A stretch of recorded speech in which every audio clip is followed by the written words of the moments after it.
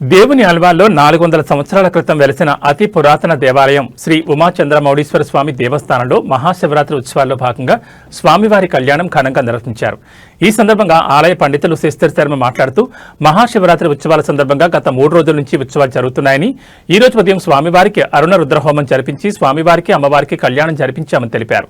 రేపు మహాశివరాత్రి సందర్భంగా ఉదయం 3 గంటల నుంచి అభిషేకాలు, పూజలు జరుగుతాయని, సోమవారం పూర్ణాహుతి, తదుపరి అన్నప్రసాద వితరణ కార్యక్రమం ఉంటుందని, కాబట్టి భక్తులు పెద్ద సంఖ్యలో పాల్గొని స్వామివారి కృపకు పాత్రలు కావాలని కోరారు.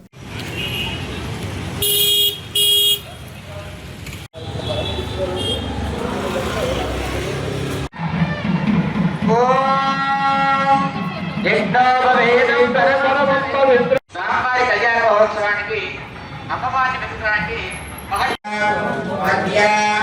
ఉమాచంద్రమౌళీశ్వర స్వామి దేవత కళ్యాణం రసస్య ముఖే విష్ణు కంఠే రుద్ర సమాశ్రితః మూలే ప్రసిద్ధో బ్రహ్మ దేవాగ్రాసురా ముక్షౌ సాగర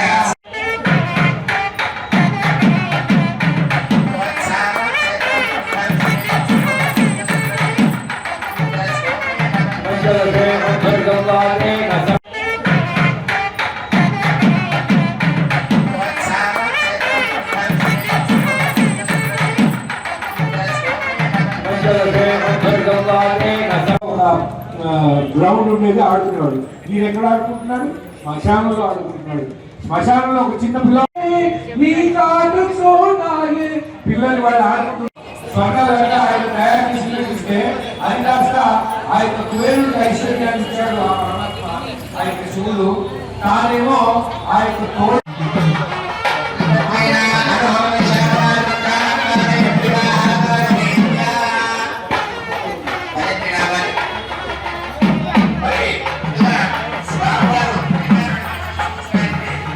అది గొప్పది. కాబట్టి ఆ రకంగా ఈ యొక్క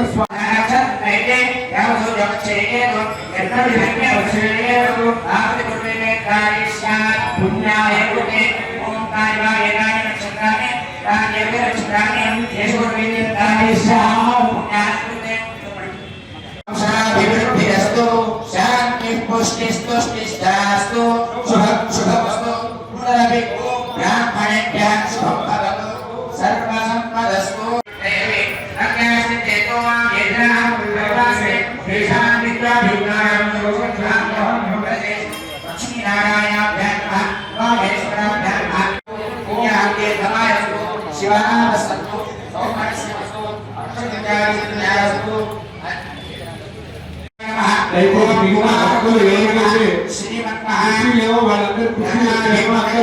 కుర్చీలలో కూర్చోండి.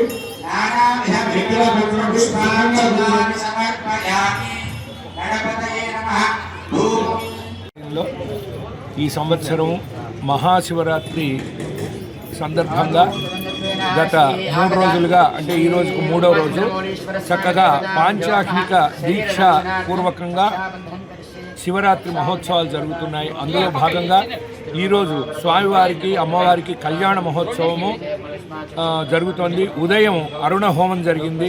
నిన్న సాయంకాలం మధ్యాహ్నం చండీ హోమం జరిగింది. ఉదయం స్థాపిత దేవతా హోమాలు ఇవన్నీ కూడాను క్రమంగా జరుగుతూ వస్తున్నాయి. మళ్ళీ ఈరోజు ఈ కళ్యాణ మహోత్సవానంతరం సాయంత్రం కొంత సాంస్కృతిక కార్యక్రమాలు కూడా ఉంటాయి.